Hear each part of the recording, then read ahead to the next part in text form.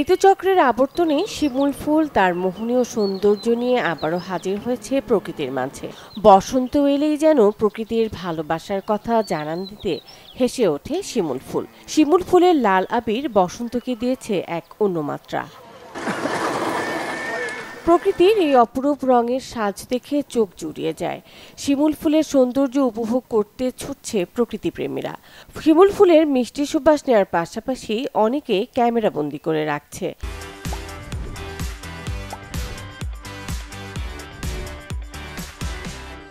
গোপালগঞ্জ শহরের মাঝেই এমন শিমুল ফুল দেখতে পেয়ে খুশি দর্শনার্থীরা।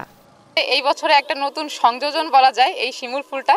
গত কয়েক বছরে কিন্তু আমরা এরকম করে খেয়াল করিনি, কিন্তু এবছর হঠাৎ করে যে আমাদের এই বসন্তে, ঋতুরাজ বসন্তে আমরা যে শিমুলের আগমনটা দেখতে পাচ্ছি, এটা আমার কাছে মনে হয় আমাদের গোপালগঞ্জবাসীর কাছে একটা নতুন পাওয়া। বন্ধুরা মিলে ঘুরতে এসেছি, কবিতার ভাষায় তো বলতে পারবো না, নিজের ভাষায় বলছি। এখানে আমরা শিমুলের সৌন্দর্য দেখতে এসেছি। আমরা বান্ধবীরা মিলে শিমুল ফুল দেখার জন্য আসলাম, অনেক সুন্দর লাগছে, ভালো লাগলো দেখে গাছটা। তবে আধুনিকতার ছোঁয়ায় ও উন্নয়নের ধারায় প্রত্যন্ত অঞ্চল থেকে এই গাছটি হারিয়ে যেতে বসেছে। গ্রাম বাংলার পথে প্রান্তরে এখন আর এই ফুলের গাছটি তেমন চোখে পড়ে না। তাই গাছগুলোকে যত্নের পাশাপাশি শিমুল ফুলের গাছ লাগানোর আহ্বান প্রকৃতিপ্রেমীদের। বাড়িগুলো অনেক সৌন্দর্য হইতো, কিন্তু দিনে দিনে এগুলো সব শেষ হয়ে যাচ্ছে। মানুষ সব গাছ কেটে নিয়ে যাচ্ছে, বিভিন্ন ধরনের মানুষের ঐতিহ্য নষ্ট হয়ে যাচ্ছে।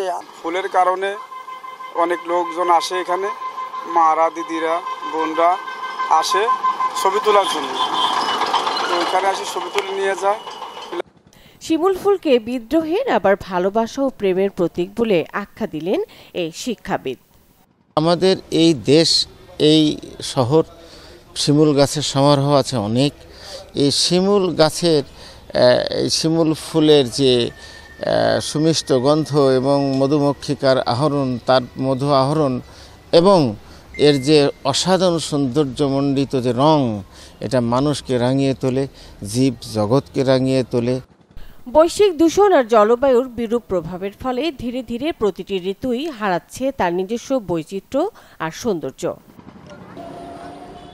Desk report, channel 24।